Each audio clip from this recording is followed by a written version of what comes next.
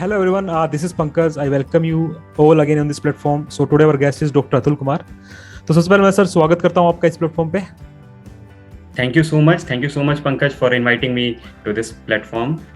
Okay sir, और सबसे पहले मैं बताना चाहूँगा अपने व्यूअर्स को आपके बारे में. एक्चुअली डॉक्टर अतुल कुमार अभी पोस्ट डॉक्टरल रिसर्च साइंटिस्ट हैं रोथमस्टर रिसर्च में, जो कि यूके का बहुत पुराना इंस्टीट्यूट है. Basically sir I think agriculture पे काम करता है, राइट? हाँ, एग्री फूड सेक्टर पे काम करता है. Okay sir. तो सबसे पहले सर मैं आपके बारे में जानना चाहूँगा. एक्चुअली मैं बताऊँगा पहले आपको कि इस वीडियो का थीम क्या है, कि हम आपके थ्रू सर जानना चाहते हैं कि आपने जो पोस्ट डॉक्टरल रिसर्च साइंटिस्ट का जो पोजीशन अचीव किया है वो आपने कैसे किया है, क्या क्या चीज़ें फॉलो करी है, ताकि हमारे जो अपकमिंग स्टूडेंट्स हैं वो आप अगर कुछ उनको गाइडेंस मिल जाए तो it will be more useful, right? तो सबसे पहले सर मैं आपके बैकग्राउंड के बारे में जानना चाहूँगा. प्लीज़ अपने बारे में थोड़ा बताइए. हाँ, मैं अपने बैचलर्स डिग्री से स्टार्ट करूंगा. मैंने बीटेक मैकेनिकल किया 2012 में कंप्लीट करके. फिर मेरा ब्रीफ प्री पीरियड के लिए मैंने जॉब किया लगभग 7-8 महीने. देन 2013 में मैंने एमटेक में इनरोल हुआ, MTech in environmental science and engineering. Basic goal था मेरा ऑब्वियसली प्रिपरेशन करना, एज यूजुअल जैसे सारे स्टूडेंट्स का होता है कि प्रिपेयर करना, और इन द मीन टाइम हमें स्टाइपेंड मिलता रहेगा, तो फिर उसको यूटिलाइज करते हुए तैयारी करना. लेकिन आफ्टर फ्यू मंथ्स ये मुश्किल हो गया कि दोनों चीज को मैनेज करना, आप तैयारी और साथ में आप एक बढ़िया इंस्टीट्यूट में रहते हुए क्लास भी करना. तो आफ्टर 3-4 मंथ्स आई रियलाइज कि मुझे कोई एक चीज छोड़ना पड़ेगा. तो मैंने प्रिपरेशन छोड़ी, क्योंकि मैं पहले ही जॉब छोड़ के आया था, और मैं फिर एमटेक में लग गया. और फिर धीरे धीरे अच्छा लगने लग गया. सेकेंड ईयर प्रोजेक्ट में आया तो उसमें और इंटरेस्ट जग गया. थैंकफुली मेरे सुपरवाइजर बहुत अच्छे थे, तो सपोर्ट मिलता गया. और सेकेंड ईयर में ही मुझे एहसास हो गया था कि मैं पीएचडी के लिए जाऊंगा, क्योंकि मुझे रिसर्च में थोड़ा बहुत इंटरेस्ट आने लग गया था. और मैं अपने रिसर्च प्रोजेक्ट पे मैं अपना एक पेपर भी कर लिया था, मास्टर्स रिसर्च प्रोजेक्ट पे, अच्छे जर्नल में. तो उसके जस्ट इमीडिएटली बाद ही मैं इनरोल हो गया पीएचडी में 2015 में. और ये ऑलमोस्ट कंटिन्यू किया. मैं तो एक्सपेक्ट किया था थोड़ा जल्दी, लेकिन ये थोड़ा सा ज्यादा एक्सटेंड हो गया. और ये 2022 के फेब में मैंने फाइनल डिफेंस किया. और उसके बाद मैं अगस्त में यहाँ पोस्ट डॉक में ज्वाइन किया. और इन द मीन टाइम मैं एज ए रिसर्च एसोसिएट था आईएसएम धनबाद में, आईआईटी आईएसएम धनबाद में. Okay sir. तो सबसे पहले मैं आपको बहुत बहुत बधाई देना चाहता हूँ आपकी इस अचीवमेंट पे. आप जैसे रोथमस्टर रिसर्च में हैं, इंस्टीट्यूट में हैं बेसिकली. और एक चीज़ और मैं बताना चाहूँगा अपने व्यूवर्स को आपके बारे में. एक्चुअली सर ने, डॉक्टर अतुल कुमार ने अभी जो अपनी पीएचडी कंप्लीट करी थी उसमें 1000 साइटेशन का गोल अचीव किया है. मैं जो कि मानता हूँ कि बहुत ही बड़ी बात है.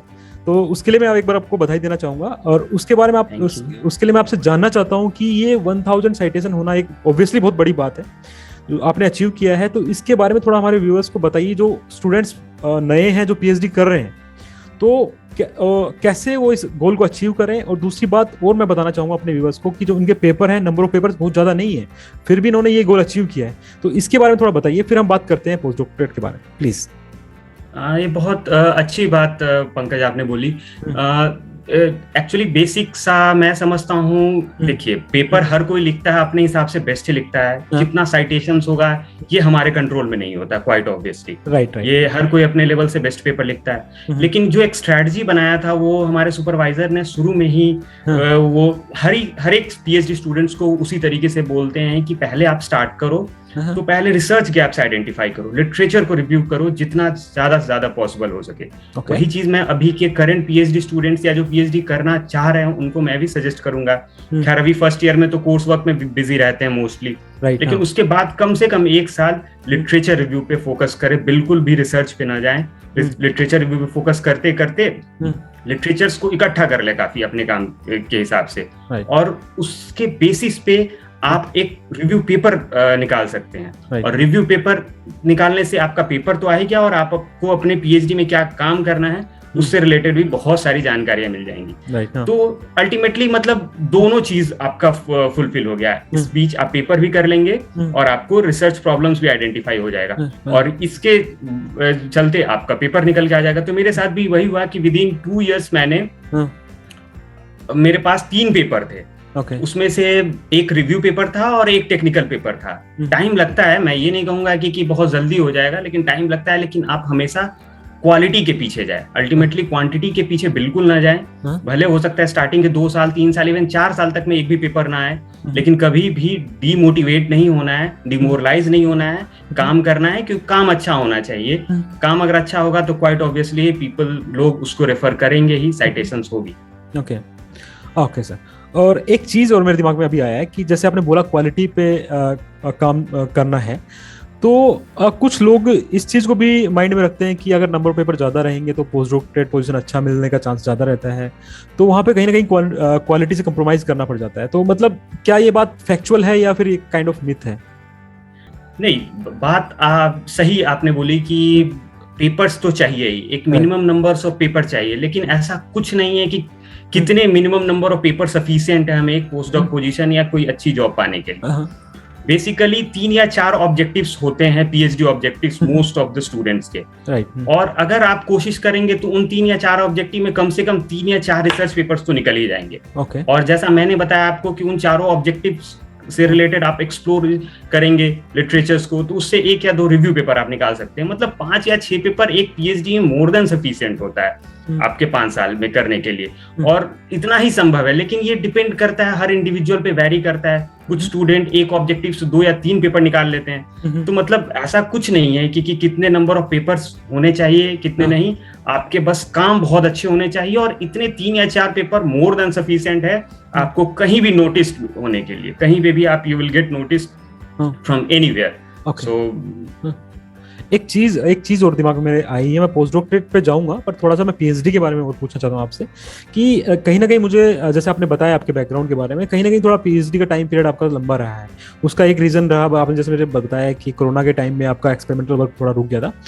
तो उस बीच आपका मतलब माइंड का स्टेट कैसा था? मतलब फ्रस्ट्रेशन काइंड ऑफ थिंग्स थी आपके पास, आपका काम नहीं हो रहा है, आपको समय ज्यादा लग गया है, या फिर आपको बिना पैसे काम करना पड़ रहा है, तो वैसे वो चीजें आपने कैसे ओवरकम करी? और आप हमारे जो अपकमिंग स्टूडेंट्स हैं जो कहीं ना कहीं फंस जा रहे हैं पीएचडी के टाइम में, तो उनको क्या बोलना चाहेंगे?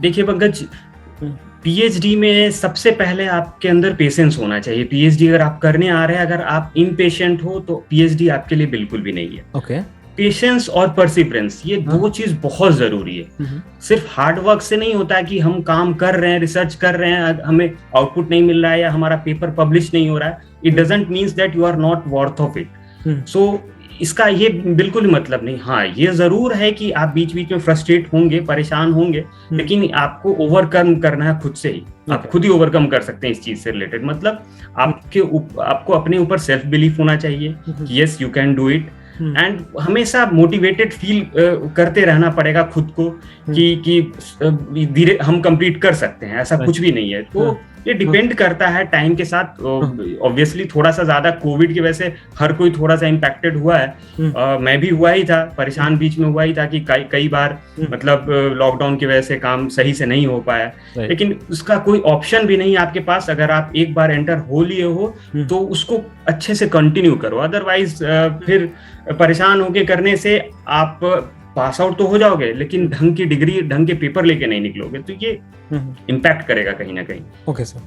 और आगे बढ़ने से पहले सर एक क्वेश्चन और है कि जब आप पीएचडी के टाइम पे, आपके फ्रीजिंग टाइम पे थे, आप खत्म करने के उस समय, तो आपने क्या यही सोचा था कि मुझे पोस्ट डॉक्टरेट के लिए जाना है, या फिर मेरे को कोई असिस्टेंट प्रोफेसर की जॉब लेनी है, या फिर कोई और इंडस्ट्री में जाना है? तो आपने कैसे अपने माइंड को कोप अप किया था उस टाइम पे?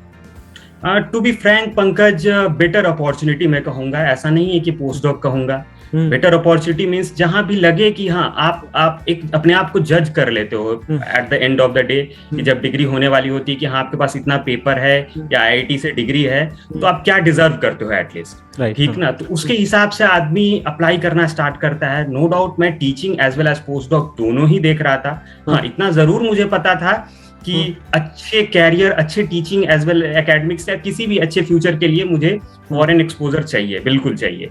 तो लेकिन ये ऐसा नहीं था कि बिल्कुल प्रायोरिटी मेरा सिर्फ पोस्ट डॉक ही था, ऐसा बिल्कुल भी नहीं था। मैं अच्छे यूनिवर्सिटीज में भी अप्लाई कर रहा था इन द मीन टाइम, और पोस्ट डॉक के लिए भी अप्लाई कर रहा था जहां भी वैकेंसी आ रही थी।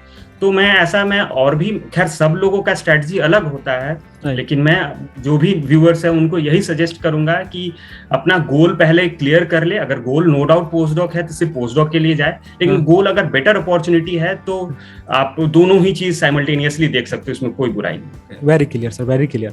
और एक चीज और सर, मैंने आपके बैकग्राउंड से देखी कि आपके बैकग्राउंड में मैकेनिकल, फिर then environmental, now you are I think working in some research in agriculture and food, right? तो आपका कुछ मल्टीडिसिप्लिनरी है, तो इसके लिए आप क्या बोलना चाहेंगे? हाँ, ये चीज शुरू में थोड़ा सा मुझे भी लगता था कि ये मेरे लिए नेगेटिव होगा, लेकिन मैं ऐसे कई सारे व्यूअर्स होंगे उनको मैं ये बताना चाहूंगा कि ऐसा बिल्कुल भी नहीं है। मल्टीडिसिप्लिनरी बैकग्राउंड हो सकता है आपके लिए एडवांटेजियस हो जाए, आपके लिए फायदेमंद हो जाए। हाँ, इसके लिए थोड़ा सा आपको हार्डवर्क ज्यादा करना पड़ेगा। क्वाइट ऑब्वियसली है कि मैं मैकेनिकल बैचलर डिग्री था, तो मैं अगर कहीं भी टीचिंग के लिए अप्लाई करूंगा तो मेरे लिए थोड़ी सी दिक्कत आएगी। तो इसलिए आपको कुछ ऐसा चीज जरूर करना पड़ेगा जिससे कि आपका वो चीज ढक जाए। तो मैंने in the mean time bachelor of engineering B civil engineering भी किया during pursuing my PhD AMI के थ्रू। तो मेरे पास अगर आप कहोगे तो एग्रीगेटेड 2 इंजीनियरिंग डिग्री हो गया, क्योंकि इन्वायरमेंट क्वाइट ऑब्वियसली सिविल का कोर सब्जेक्ट है। और उसके बाद फिर मैंने जब फोकस किया कि जो चीज हो चुका है उसको तो बदल नहीं सकते, so it's better to focus on the present और रिसर्च पे फोकस करते हैं, अच्छे पब्लिकेशंस करते हैं ताकि आपकी वो चीजें ढक जाए जो चीज फास्ट में है। बेसिकली अगर स्किल पे काम करेंगे तो ये सब वही इंपॉर्टेंट है। उसके बाद कभी मेरे से कहीं क्वेश्चन नहीं ऐसा पूछा गया कि हाँ आप बीटेक मैकेनिकल से करके इन्वायरमेंट में आ गए फिर ये क्यों किया, ऐसा बिल्कुल भी नहीं। ओके सर, तो अब हम मूव करते हैं हमारा जो वीडियो का मेन कंटेंट है उसके ऊपर। उससे पहले एक चीज और मैं पूछना चाहता हूँ आपसे, वो है रोथेम्स्टर रिसर्च। इसके बारे में लोगों ने बहुत सुना है और बहुत जानते हैं, काफी पुराना रिसर्च इंस्टीट्यूट है। तो पहले इसके बारे में जानते हैं कि कब इनके फॉर्म निकलते हैं इस इंस्टीट्यूट के और क्या इसकी स्पेशलिटी है, क्या क्या चीजें हैं इसके बारे में। तो मूव करेंगे पोस्ट डॉक्टरेट के लिए।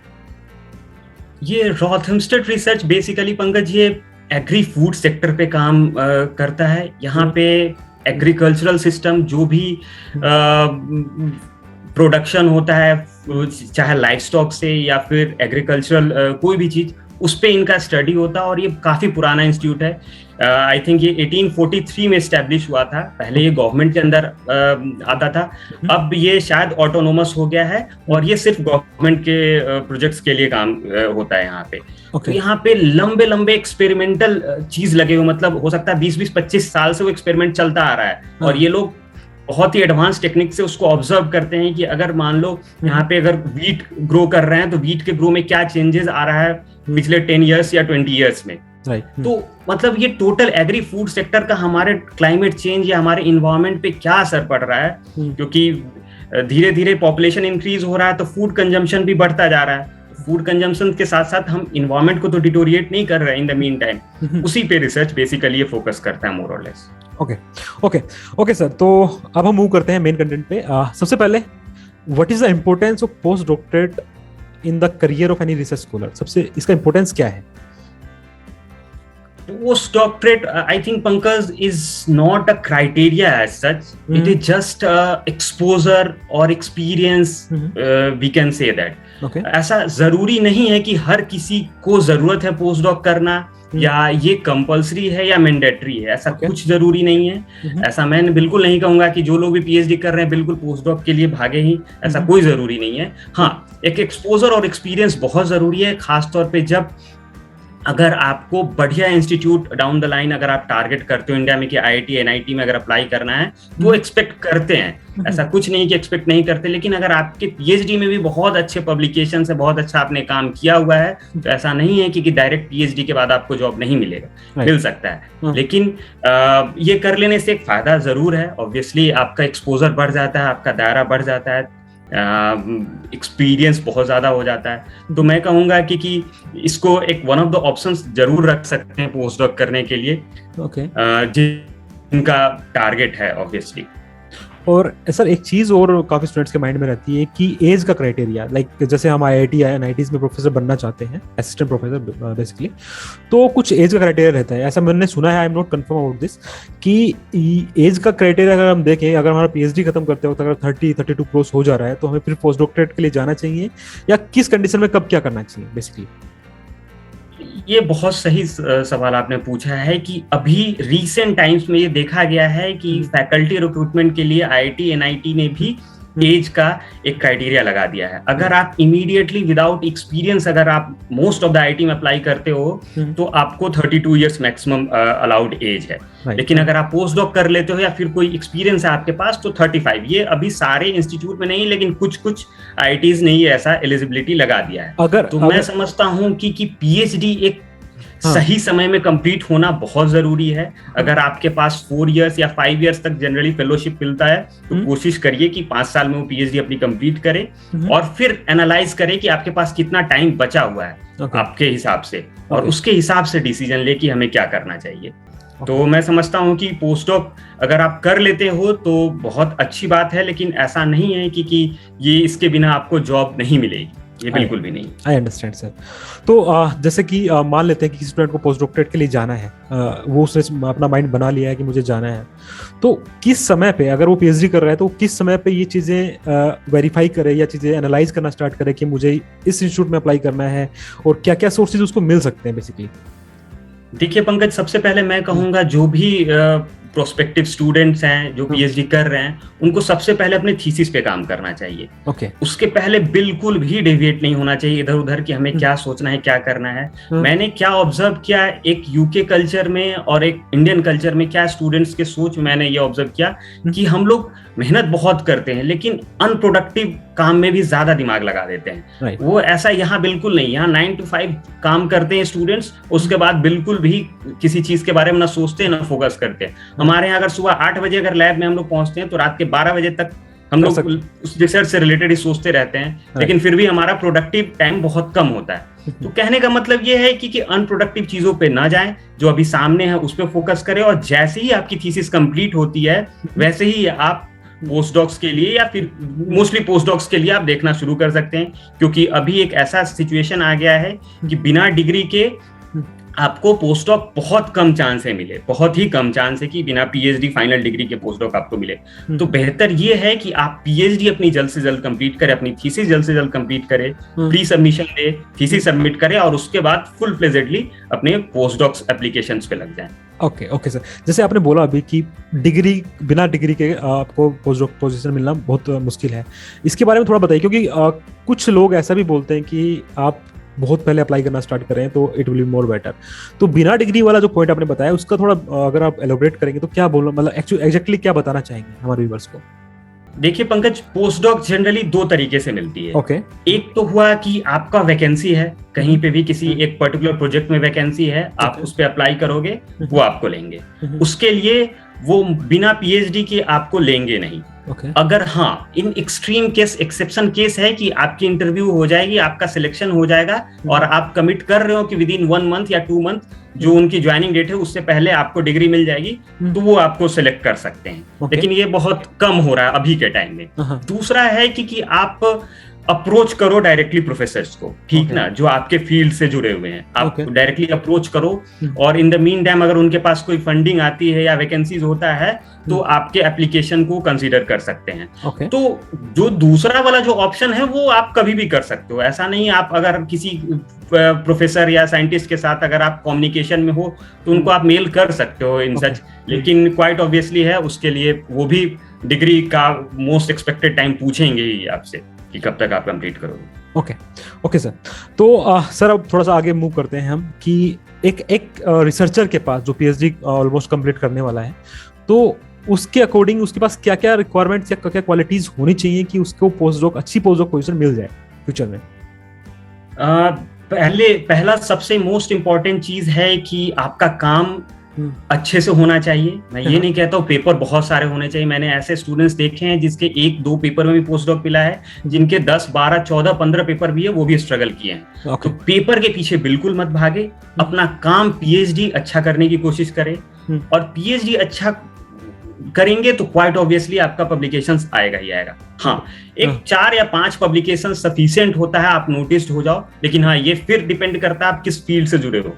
कोर में हो, प्योर में हो तो बहुत डिफिकल्ट आता है पेपर आना। मल्टी डिसिप्लिनरी में है, अप्लाइड में है, साइंसेज में है, तो वहां पे पब्लिकेशन थोड़ा ज्यादा आता ही नेचुरली है कि अगर आप केमिस्ट्री से कर रहे हो तो 8-10 पेपर, 7-8 पेपर अगर नहीं है तो बहुत कम चांस है कि आप नोटिस्ड हो जाओ। लेकिन अगर वही आप कोर में कर रहे हो तो आपके लिए 1, 2 या 3 पेपर भी सफिशिएंट अगर अच्छे जर्नल में। तो पब्लिकेशन तो एक ये क्राइटेरिया हो गया। दूसरा हो गया कि आपका पीएचडी भी का काम अच्छा होना चाहिए, नोवेल होना चाहिए। और तीसरा मैं समझता हूँ कि आपके पास प्रपोजल एक अच्छा होना चाहिए, आपके पास एक रिसर्च प्लान अच्छा होना चाहिए आपके को नोटिस होने के लिए, आपका फॉर्म शॉर्टलिस्ट होने के लिए। जैसे प्रपोजल की बात करें हम थोड़ा सा इसके बारे में, तो उसमें आपके अकॉर्डिंग आपने क्या क्या चीजें ऐड करी थी और कितना समय लगाया था आपने प्रपोजल बनाने में, और क्या क्या अलग से यूनिक बनाया था आपने प्रपोजल को? देखिए पंकज, जैसे आप थीसिस लिखने लगते हैं और थीसिस कंप्लीट करने लगते हैं तो आपको पता चल जाता है कि मेरे काम का क्या और फ्यूचर स्कोप हो सकता है, क्या चीजें हैं जो मैंने कवर नहीं की है। और इन द मीन टाइम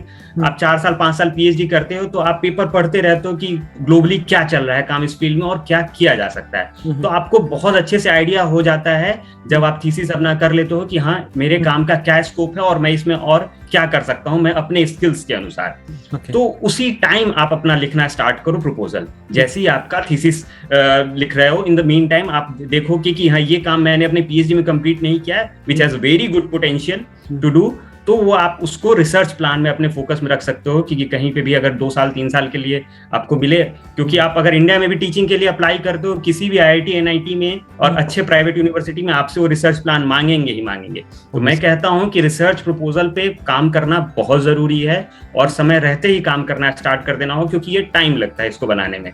ऐसा नहीं कि कोई वैकेंसी आई और उसमें मांग रहे रिसर्च प्रपोजल तो आप हफ्ते और 8 दिन में रिसर्च प्रपोजल तैयार कर लोगे, वो मेरे हिसाब से वो सफिशिएंट नहीं होता है। तो आपको ये ग्रेजुअल प्रोसेस है रिसर्च प्लान को डेवलप करने के लिए, और ये तब पता चल ही जाता है जब आप अपने पीएचडी के एंड टाइम में आ जाते हो कि हाँ आप और क्या कर सकते हो। Okay, understand sir, understand. Okay sir, अभी मैं आपसे एक चीज पूछना चाहूंगा, ये है कि जब आप अप्लाई कर रहे थे तो आपका टारगेट क्या था कि मैं अब्रॉड ही जाऊंगा या फिर इंडिया में भी पोस्ट डॉक कर सकता हूँ, या फिर कोई आप अच्छे क्यूएस रैंकिंग वाले इंस्टीट्यूट को टारगेट कर रहे थे? आपका क्या टारगेट था? देखिए ऑब्वियसली बेटर इंस्टीट्यूट हर कोई टारगेट करता है, जहां से हम लोग पीएचडी करते हैं उससे अच्छे इंस्टीट्यूट में जाना चाहते हैं, चाहे वो इंडिया में हो या फॉरेन में हो। तो इसमें कोई बुराई नहीं है, कहीं पे भी पोस्ट डॉक के लिए अप्लाई किया जा सकता है, लेकिन हाँ जो आपके पेरेंट इंस्टीट्यूट जो पीएचडी जहां से किए हैं उससे वो अच्छा होना चाहिए। इंडिया में भी किया मैंने, आईआईटीज में किया, फॉरेन भी किया।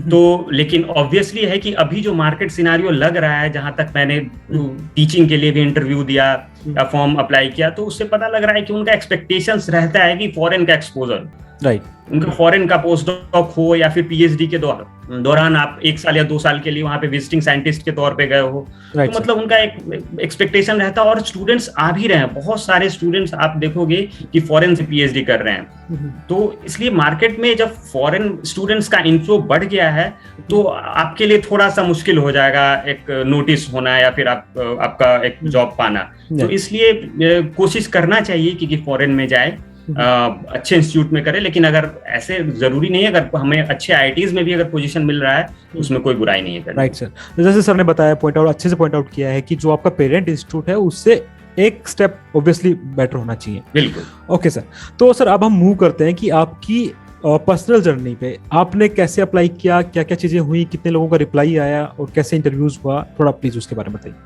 हाँ, जैसा मैंने आपको बताया कि मैं बिल्कुल पहले मैं अपने थीसिस पे फोकस था। जैसे मैंने प्री सबमिशन किया, उसके बाद थीसिस सबमिट किया, उसके बाद मैंने फॉर्म अप्लाई शुरू कर दिया था, जॉब के लिए भी और पोस्ट डॉक के लिए मोस्ट प्रोबेबली। और मेरा टारगेट थोड़ा जनरली अलग था, मेरा जो स्ट्रैटेजी था जनरली और लोगों से अलग था। मैं रैंडम ईमेल्स नहीं करता था किसी भी प्रोफेसर्स को, मैं जहां वैकेंसीज आती थी मैं उसी में अप्लाई करता था, क्योंकि रैंडम ईमेल्स में आपको बहुत ज्यादा मेल करोगे तो हो सकता है 1-2 का रिस्पॉन्स आएगा, जनरली आएगा कि उनके पास फंडिंग नहीं है, उनके पास प्रोजेक्ट नहीं है, मतलब इस तरीके से मेल आता है, तो वो काफी फ्रस्ट्रेटिंग हो जाता है। मतलब आपको नेगेटिव जवाब सुनते सुनते आप परेशान हो जाओगे। तो इससे अच्छा है कि जहां वैकेंसी है उसको टारगेट करो, मेरा गोल था। लेकिन ऐसा जरूरी नहीं कि ऐसा ही करना चाहिए। तो मैं लगभग 25 से 30 जगह अप्लाई किया होऊंगा फॉरेन में, और 25-30 जगह में से मेरा फॉर्म 2 जगह शॉर्टलिस्ट हुआ, मैंने 2 जगह इंटरव्यू दिया और 2 जगह में से मेरा 1 जगह यहाँ रॉथमस्टेड में हो गई। ओके सर, तो एक आपका इंटरव्यू जो हुआ था आई थिंक यूएसए में किसी यूनिवर्सिटी में हुआ था, कॉर्नेल। हाँ, यूएसए कॉर्नेल यूनिवर्सिटी में हुआ था मेरा। ओके, तो मैं उसके स्टेप्स थोड़ा सा आपको बताता हूँ कि जनरली ये फॉर्म एप्लीकेशन में क्या क्या मांगते हैं और जब शॉर्टलिस्ट हो जाता है तो इंटरव्यू के लिए कैसे आपको प्रिपेयर करना है। राइट। तो फॉर्म के लिए बेसिकली आपके पास एक डिटेल्ड सीवी होना चाहिए अपना, ठीक ना, जिसमें बहुत अच्छे से आपका एजुकेशनल बैकग्राउंड, आपके पब्लिकेशंस, कॉन्फ्रेंसेस, आपके स्किल्स क्या क्या हैं, आपके क्वालिटीज क्या क्या हैं, हो सकता है कुछ करिकुलर एक्टिविटीज हो, तो मतलब बेसिकली इन चीजों पे फोकस करना है। ओके। पीएचडी में क्या आपने स्किल सेट गेन किया है, मेनली उस पर ज्यादा वो लोग फोकस रखेंगे। उससे पहले आपके अंडर ग्रेजुएशन या 11th 12th या 10th में क्या क्या, वो ज्यादा मैटर नहीं करता है, पहली चीज सीवी के लिए।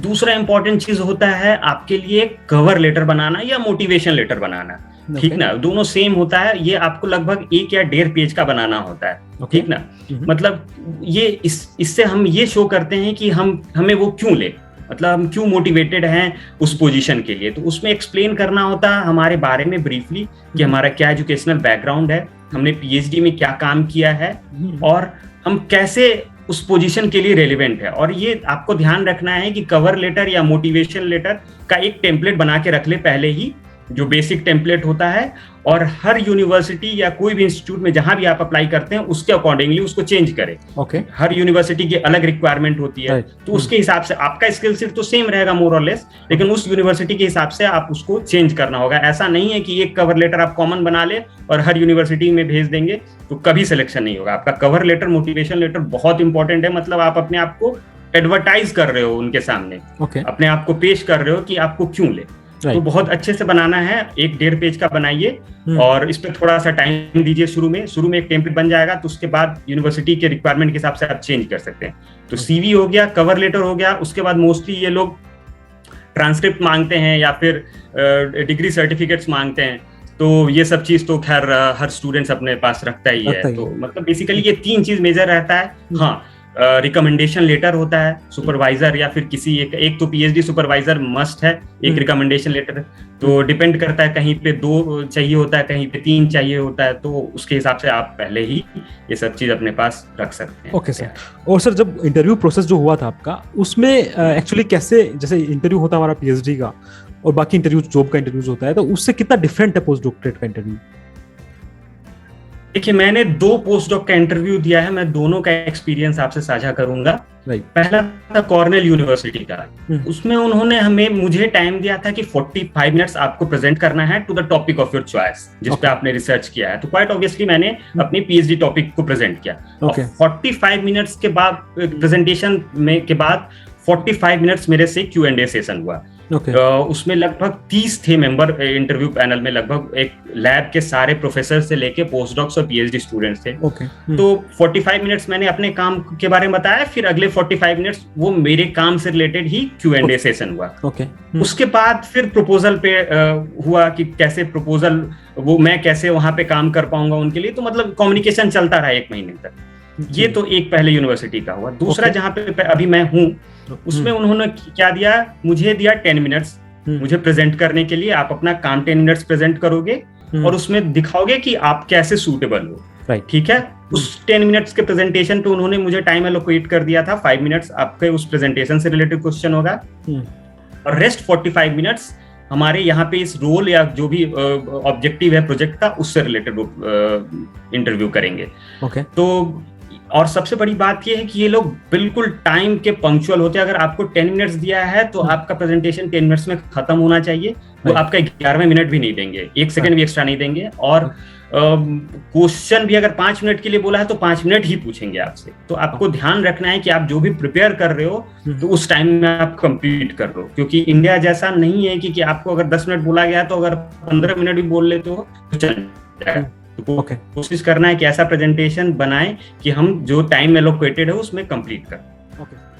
ओके, सो सर मेरा नेक्स्ट क्वेश्चन ये है कि जो आपका इंटरव्यू हुआ था रोथैमस्टन यूनिवर्सिटी में, रिसर्च इंस्टीट्यूट में बेसिकली, तो उसमें कितना प्रोसेस लगा था आपका सिलेक्शन होने में और क्या क्या चीज़ें हुई थी और क्या क्या डिफिकल्टी आपने फेस करी थी? देखिए पंकज, जैसा मैंने आपको बताया कि मैं जब वैकेंसी आया था उसके हिसाब से मैंने अप्लाई किया था। और मैंने अप्लाई किया था मोस्ट प्रोबेबली मार्च एंड में। और मुझे कंफर्मेशन आया है कि आप मेरा एप्लीकेशन शॉर्ट लिस्ट हो गया है, ये लगभग 20 या 25 अप्रैल के आसपास। और मेरा इंटरव्यू शेड्यूल्ड हुआ, पहला इंटरव्यू 17 मई को, पहला जो टेक्निकल राउंड था अप्रोक्सीमेटली 1 आवर्स का चला। और 18 को मेरा HR राउंड हुआ। और 19 को इन्होंने रिजल्ट दे दिया। और 19 को रिजल्ट देने के बाद फिर ये मुझसे पूछे कि आपका एक्सपेक्टेड टाइम, कितने टाइम में आप ज्वाइन कर सकते हो। इनको एक्सपेक्टेशन था कि विद इन 2 मंथ्स में ज्वाइन करना है। तो उसके बाद सारे फॉर्मेलिटीज स्टार्ट हो गए। तो सर जब आपका इंटरव्यू हुआ था तो आपको कैसा, मतलब कोई एक्सपेक्टेशन था कि एट द एंड मेरा हो सकता है, या फिर आप बिल्कुल न्यूट्रल थे? देखिए पंकज, पता तो चल ही जाता है आपको कि आप कहीं भी इंटरव्यू देते हो तो कैसा हुआ, आप अपने आप को सही से रिप्रेजेंट कर पाए हो कि नहीं, आप उनके क्वेश्चंस को सही से जवाब दे पाए हो कि नहीं। और ये क्वाइट ऑब्वियसली कि आप सारे क्वेश्चंस के जवाब नहीं दे पाओगे जैसा आप चाहते हो, लेकिन आपको ऑनेस्ट रहना है। सबसे बड़ा इंपॉर्टेंट चीज है कि जो सामने बैठे हुए होते हैं वो इंटरव्यूअर, वो एक्सपर्ट होते हैं। आप उनको घुमा बिल्कुल नहीं सकते हो। तो मेरा यही एक सजेशन है व्यूअर्स को कि आपको ऑनेस्ट रहना है। जो भी चीज आपने किया है बस उसी को प्रेजेंट करना है, बढ़ा चढ़ा के बिल्कुल नहीं बोलना है। क्योंकि वो ऐसा नहीं है कि एक्सपर्ट ढूंढ रहे हैं, ऐसा बिल्कुल भी नहीं है। बहुत, मुझे लगता है कि बहुत कम ऐसा चांस है कि जो आपने PhD में काम किया है वही काम आपको पोस्ट डॉक में करना पड़ेगा, ऐसा बिल्कुल भी नहीं है। वो बस ये देखना चाहते हैं कि आप वो काम कर सकते हो कि नहीं, कोई नया काम, बस वही वो जज करेंगे। तो ऐसा एक्सपेक्टेशन नहीं कि वो क्वेश्चन जो सारा पूछ रहे हैं अगर आपको नहीं भी पता है तो आप घुमा फिरा के बोल दो। मैं ऐसा बिल्कुल सजेशन नहीं दूंगा। तो बस आपने जो किया है, जैसे किया है, ऑनेस्टली प्रेजेंट करें अपने आप को। और जो सर क्वेश्चंस जो होते हैं, जैसे मैं बेसिकली आपके इंटरव्यू की बात करूं तो क्वेश्चंस बेसिकली क्या, कहाँ से रिलेटेड थे? आपके रिसर्च के एरिया से ही थे या बाकी नॉर्मल क्वेश्चंस भी थे आपके टेक्निकल सब्जेक्ट है वहां से? नहीं, देखिए क्वेश्चंस तो आपके रिसर्च पे ही मोस्टली होगा और उनका क्या रिक्वायरमेंट है उस पे होगा कि मतलब आप कैसे उनके रिक्वायरमेंट को फुलफिल करिएगा आप अपने स्किल सेट के हिसाब से। मोस्टली यही रहता है। और बाद बाकी कुछ चीजें और आपके पर्सनालिटी को भी वो जज करते हैं कि हाँ आपने टीम में काम किया है कि नहीं किया है। आप मतलब अगर आपके पास बहुत सारे डेटा है तो उसको आपने कैसे हैंडल किया है। आपने अगर आपने किसी को सुपरवाइज किया है कि नहीं किया है, क्योंकि पोस्ट डॉक्टरेट एक मतलब एक प्रोफेशनल पोजीशन हुआ। इसमें हो सकता है आपको bachelors, masters, even PhD students को भी गाइडेंस करना पड़े। तो एक ओवरऑल पैकेज चाहते हैं स्टूडेंट में। तो उस हिसाब से वो जो भी चीज आप लोग, मतलब जो भी PhD स्टूडेंट हैं वो लोग काफी समझदार हो जाते हैं कि भाई एक क्या चाहिए होता है स्टूडेंट में। तो उस हिसाब से वो चीज एक्सपेक्ट करते हैं स्टूडेंट्स में भी, और उसी हिसाब से वो क्वेश्चंस पूछते हैं। बहुत ट्रिकी क्वेश्चन पूछेंगे कि आप टीम में काम किए हो कि नहीं किए हो। आप से अगर मान लो किसी आपके कलीग्स के साथ कुछ मतलब मनमुटाव हो गया, कहीं कुछ प्रॉब्लम हो गया किसी चीज की वजह से, तो आप कैसे सॉर्ट आउट किए हो। या फिर सुपरवाइजर के साथ अगर आपकी प्रॉब्लम हो गई तो आप उसको कैसे सॉर्ट आउट किए हो। तो मतलब बहुत सारी चीजों को वो बहुत माइन्यूटली नोटिस करते हैं। तो आपको थोड़ा सा अच्छे स्पेस ऑफ माइंड में रहना चाहिए और अच्छे से प्रिपेयर होकर रहना चाहिए कि किसी भी तरीके का क्वेश्चन आ सकता है। Right sir. Okay, I think मैंने मोस्ट ऑफ चीजें कवर कर ली जो पोस्ट डॉक्टरेट के रिलेटेड है।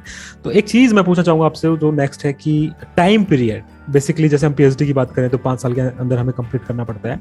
तो पोस्ट डॉक्टरेट में टाइम पीरियड का क्या सिनारियो है? दूसरा, और जो आपका भी रिसर्च साइंटिस्ट का जॉब है यहाँ पे पोस्ट डॉक्टरेट का, उसमें आप कैसा काम करने वाले हैं? और क्या मतलब जैसे कि आप जर्नल पेपर की तरफ जाएंगे या फिर कुछ और तरह के काम करेंगे? देखिए पंकज, ये डिपेंड करता है कि आप किस प्रोजेक्ट में हैं, ठीक ना। ये प्रोजेक्ट के ड्यूरेशन पे डिपेंड करता है, आपके फंडिंग पे डिपेंड करता है कि आपका पोस्ट डॉक में कितने समय तक आपको फेलोशिप मिलेगा। तो जैसे मेरा है 18 मंथ्स का, 1.5 years का, जिसका मोस्ट प्रोबेबली है चांस की एक्सटेंड होगा। कहीं 2 years होता है, कभी कभी 1 years भी होता है। ये तो डिपेंड करता है कि फंडिंग कितने ईयर्स के लिए अवेलेबल है। और ये पहले ही क्लियर हो जाता है, जिस वक्त आप अप्लाई करोगे या इंटरव्यू दोगे उसी वक्त वो क्लियर कर देंगे कितने टाइम तक के लिए फंडिंग है। जनरली एवरेज 2 साल के लिए होता ही है ये, लेकिन ये कोई फिक्स नहीं है। पहली चीज तो ये कि ड्यूरेशन क्या है, और रहा मेरे काम का यहाँ पे या फिर किस तरीके से मतलब अप्रोच करना होता है पोस्ट डॉक में, ये अगेन डिपेंड करता है आप किस इंस्टीट्यूट में हो, कैसा मैनेजर है आपका, उस पर डिपेंड करता है कि जैसे हमारे सेम पीएचडी की तरह होता है कि किस तरीके का आपका सुपरवाइजर है। कुछ सुपरवाइजर हैं जो पब्लिकेशंस के पीछे ज्यादा फोकस्ड रहते हैं, कुछ है जो रिसर्च के पीछे फोकस्ड रहते हैं। तो मतलब ये डिपेंड करता है, ऐसा कुछ नहीं है। पब्लिकेशंस तो आपको करना ही पड़ेगा क्योंकि आप उसी पोजीशन के लिए आए हो, तो ये डिपेंड करता है, ऐसा कोई फिक्स नहीं है कि करना ही है। लेकिन मेन मोटिव, अगर आप प्रोजेक्ट में आए हो तो प्रोजेक्ट का गोल फुलफिल होना मेन मोटिव है, और प्रोजेक्ट गोल फुलफिल होगा तो इन द मीन टाइम आप उससे पेपर कर ही सकते हो। तो ये आपके खुद की बेनिफिट के लिए ऐसा कोई रिक्वायरमेंट नहीं है। हाँ, डिपेंड करता है, मैनेजर अगर प्रेशर ज्यादा देता है, सुपरवाइजर प्रेशर देता है, तो आपको करना पड़ेगा पेपर। ओके सर, और एक इंपॉर्टेंट क्वेश्चन अभी मैं पूछने वाला हूँ, वो ये है कि काफी स्टूडेंट्स इस बारे में पूछते हैं कि सैलरी पॉइंट ऑफ व्यू कि कंपेयर टू इंडिया अगर मैं बात करूँ या फिर यूके की जनरली बात करूँ, तो वहाँ पे अराउंड कितना सैलरी आपको मिलता है मंथली पोस्ट डॉक्टरेट पोजीशन के लिए?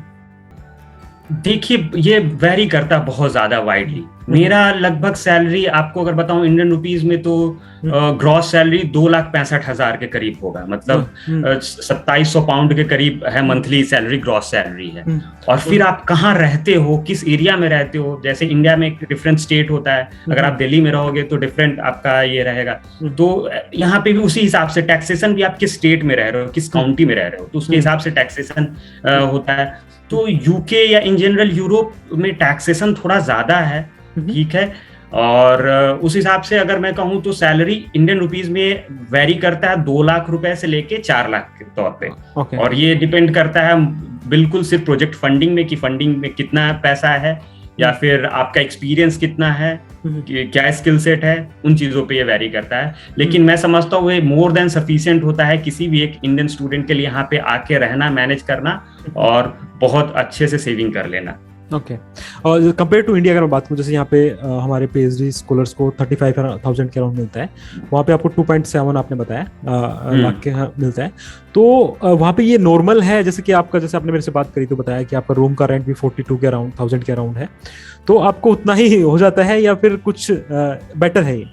देखिए, अगर आप देखिएगा पंकज, तो बिल्कुल बराबर है। हमारे यहाँ 31,000 फॉर द 2 years मिलता है, 35 फॉर द रिमेनिंग 3 years मिलता है। और पोस्ट डॉक का देखोगे तो आप स्टार्टिंग सैलरी अब मेरे ख्याल से इंडिया में 65,000 के करीब है। 65,000 स्टार्ट होता है, कभी कभी 70-80,000 भी जाता है, मतलब समझ लो कि डबल हो जाता है पीएचडी का पोस्ट डॉक में। वैसे यहाँ पे है, मैंने यहाँ पता किया, यहाँ पे पीएचडी की सैलरी लगभग आप देखोगे तो 1 लाख से लेकर 1.25 लाख के बीच में सैलरी होती है इनकी, पीएचडी स्कॉलर्स की। हाँ, वो उसमें टैक्स उनका नहीं रहता है, टैक्स फ्री रहते हैं वो। वैसे पोस्ट डॉक का लगभग 2.5 लाख, 3 लाख, 3.25 लाख जाता है, और टैक्स उसके हिसाब से देखते हैं। तो मेरा टैक्स ज्यादा नहीं करता है क्योंकि मेरा थोड़ा सा सिटी से दूर है मेरा जो रिसर्च इंस्टीट्यूट है। तो मैं अगर लंदन में प्रॉपरली बेस्ड रहता सिटी में, या कोई बड़े से बर्मिंघम में रहता, तो वहां पे ज्यादा टैक्सेशन है, उस हिसाब से मेरा टैक्सेशन यहाँ पे कम है। हाँ, यूरोप में इन जनरल, यूके में या यूरोप में एकोमोडेशन ही सबसे ज्यादा महंगा है, बाद बाकी चीज आप बहुत ही मैनेजेबल है, कुछ ऐसा सच नहीं है। जैसे मेरा एकोमोडेशन, मेरा रिसर्च इंस्टीट्यूट एकोमोडेशन है, बस मुझे मंथली रेंट पे करना होता है, तो ये लगभग 42,000 पर मंथ है। अगर आप बहुत अच्छे से रहोगे, मतलब सारा चीज मैनेज करके, तो इंडियन रुपीज में आपका 1 लाख में सब कुछ मैनेज हो जाएगा। कुछ भी, मतलब मुझे नहीं लगता कि अगर आप एक्स्ट्रा, मतलब रेस्टोरेंट वगैरह में भी, हाँ रेस्टोरेंट में खाना थोड़ा महंगा, अगर इंडियन रुपीज में देखोगे तो आप एक बार खाने जाओगे तो हो सकता है 1.5 से 2 या 2,500 रुपए लग जाए। तो अगर आप महीने में 3-4 बार भी जाते हो तो मुझे लगता है कि 1 लाख रुपए में आपका मैनेज हो जाएगा रहना और खाना यहाँ पे, ठीक ना। हाँ, थोड़ा बहुत ऊपर नीचे हो सकता है, अगर आप कुछ शॉपिंग वगैरह करो तो 1 लाख सफिशिएंट है। और उसके बाद भी आप इतना सेव कर लोगे कि जितना आप कोई एक असिस्टेंट प्रोफेसर इंडिया में कमाता होगा उतना आप सेव कर लोगे। Right sir. अभी वीडियो के एंड की तरफ जाते हुए मैं पूछता हूँ आपसे कि फैसिलिटी, ऑब्वियसली यूके है, डेवलप कंट्री है, इंडिया से अच्छा ही होगा, तो क्या आप डिफरेंस फील कर रहे हैं वहाँ पे इंडिया के कंपेयर में, और क्या प्लस पॉइंट है वहाँ के, क्या नेगेटिव पॉइंट्स है वहाँ के? देखिए, फर्क तो बिल्कुल है। आप जैसे शुरू में ही आपने पूछा कि आपको पीएचडी में ज्यादा टाइम क्यों लग गया, क्योंकि प्रॉब्लम बस बेसिक इंडिया में है प्रॉब्लम कि हम लोग अनप्रोडक्टिव टाइम हमारे लिए ज्यादा हो जाता है। मतलब हमने टाइम वेस्ट हम अनप्रोडक्टिव वर्क में ज्यादा करते हैं। यहाँ ऐसा कुछ नहीं, यहाँ 9 to 5 वर्क कल्चर है। सैटरडे संडे कंप्लीट ऑफ है, कोई काम नहीं करता, 5 बजे के बाद बिल्कुल काम नहीं करता। ये लोग एंजॉय करते हैं ऑफ टाइम, और 9 to 5 में बिल्कुल भी कुछ और काम नहीं करते।